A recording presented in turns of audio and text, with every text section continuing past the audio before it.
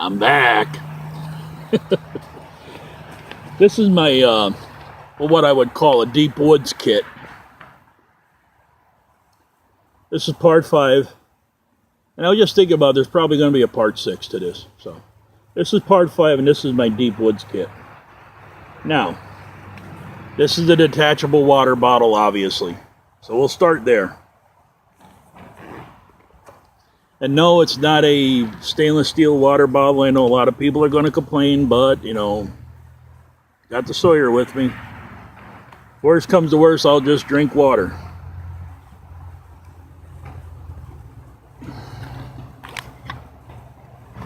Bag, the straw, filter. 1 quart Nalgene. Bottom of the bag is a very tough thing to get to. Bottom of the bag is a GSI cup. This is the well-used one. I'm going to start putting this back as I use it. So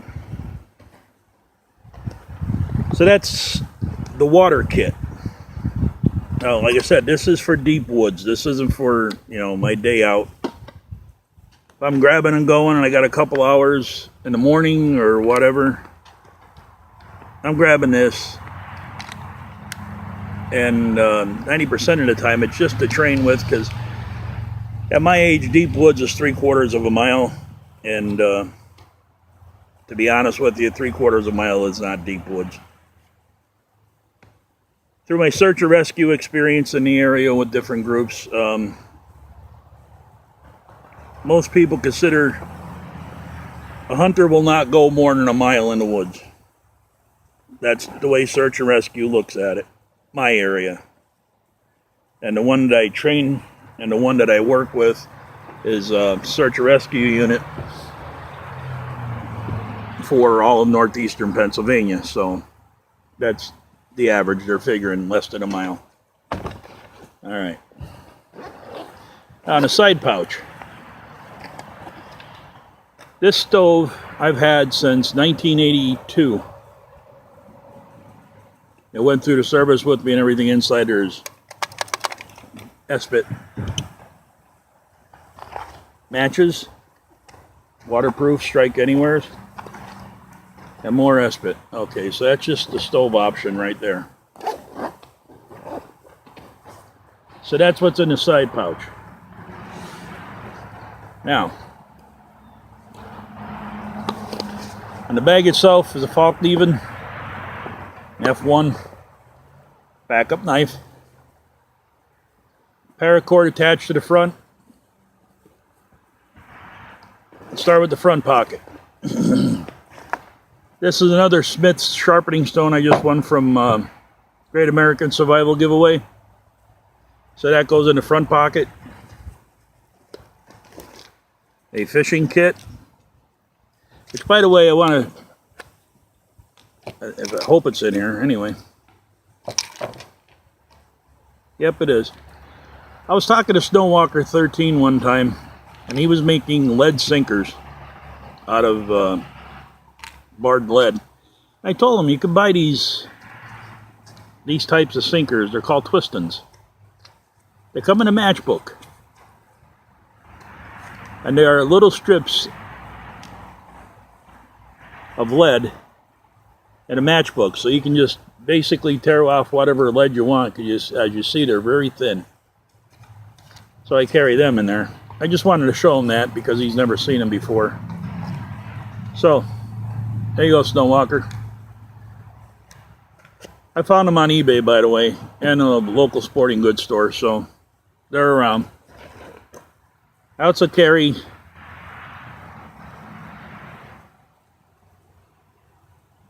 a Silva compass. This is the Boy Scout model. I have 2 of them. The other one should have been in the first haversack I showed you, so now I got to go look. This is what happens when you switch kits. So there's a compass, fishing kit, and a Smith's sharpening stone right in the first pocket. Why they're there is because it's quick to grab. That's what I'm looking for, something I can grab quick as in my first front pocket. This time of year, I mean, it's October 20th, 21st, and it is above 70 out here. I'm going to say it's 72, according to my watch. All right. Second pocket. Basically the same kit I carried over there. Emergency poncho, cordage, emergency space blanket. That'll give me enough shelter for the night. I've spent many nights in the past with just this. It'll also give me shelter through the daytime, obviously, if I get caught in the rain. Bottle of hand sanitizer. Flashlight. Actually, 2 flashlights. Now, inside of here, there is a smaller pouch. It's my Swiss Army knife. I've had this knife since 1998. This is a mechanics model, and I don't know what they call it now. It was a mechanics model then, but it has a pair of pliers, which comes in very handy. 2 blades, your typical Swiss Army knife setup. Next to that is a El Cheapo ferro rod, but it works.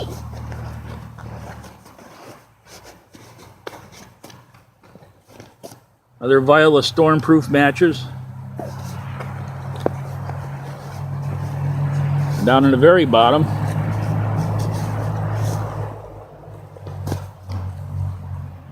are Coleman waterproofers. So, fire redundancy, shelter redundancy. And this is how I make my kits. Buy redundancy on what you're really going to need. And to be honest with you, and I know a lot of guys don't even like to hear these words, but if you follow the 5 C's, you're going to be in good shape. That's all there is to it. Just follow the 5 C's. You know, cover, combustion, container, cutting, and I forget what the other one is, but just follow the 5 C's and you'll have it made if you ever get lost.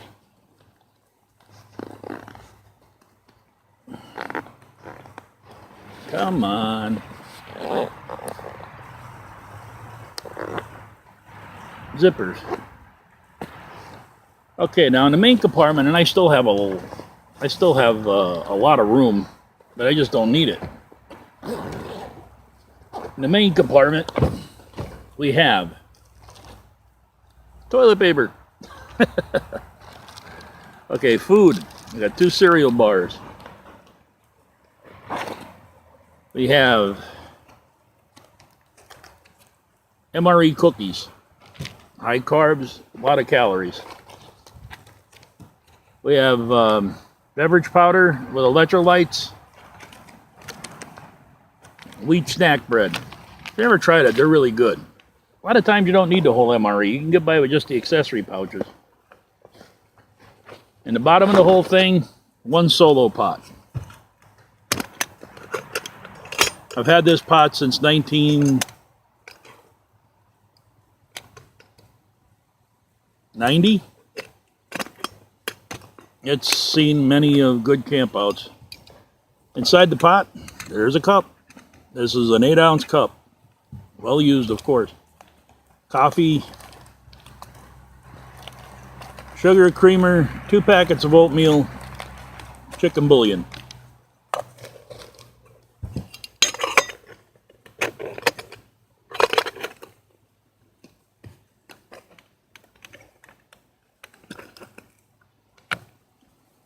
These pots, by the way, they have 2 different sizes. This is the half quart. And that's really all you need is a half a quart, 16 ounces. But they just came out with a 1 quart with the snap-on lid and everything. And if you really wanted to modify it, you could, drill some holes in the lid and whatnot. Make a strainer out of it, which I never thought about doing, but it's got sentimental value. So, in the very back pouch, Take it all out here.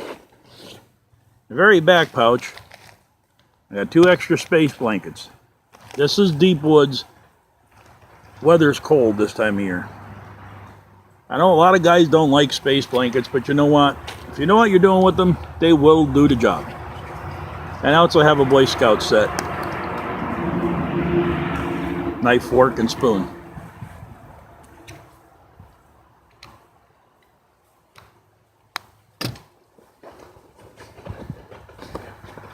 And I have a roll of size 18 bank line. Because like I said, this is the deep woods kit. All my kits are packed to where everything I need for an overnight is in them. Now they give you a little knife porn.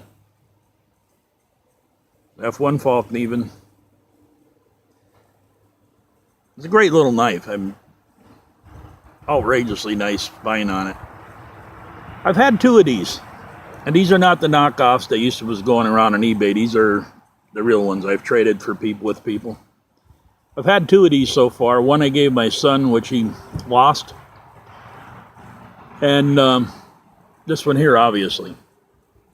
You know, and both of them don't hold that good of an edge. I've been having a real problem with the edges on these. I've gotten through about 4 squirrels with this before. I really had to sit down and hone it. Just food for thought. All right, so that's what's in the deep woods bag. And that Falkneven just might come out of there because I do have a Bushcraft Black that I haven't been able to dull it yet. So this is part 5 of my grab and go. And if there is a part 6, it'll cover stuff like this. This is my hat. I usually have an orange bandana on it, but I don't now. It's like a do-rag. But inside the hat, there's a face mask. So everything I need to get covered if I happen to run into turkeys, let's just say. I've got it with me. So, this is part 5. I hope you do like the videos. You know, please leave comments. I love hearing the comments. Any questions you have, or anything I can help you with, just get a hold of me. Be more than glad to help out. So this K-Bar user, thank you for your time and your patience in watching these videos. They're kind of lengthy. If you like the video, hit the like button. If you're not subscribed, please do. Tell your friends. Share the video. Let's have a party. And we'll see you on the next one. You guys all be safe out there this year hunting.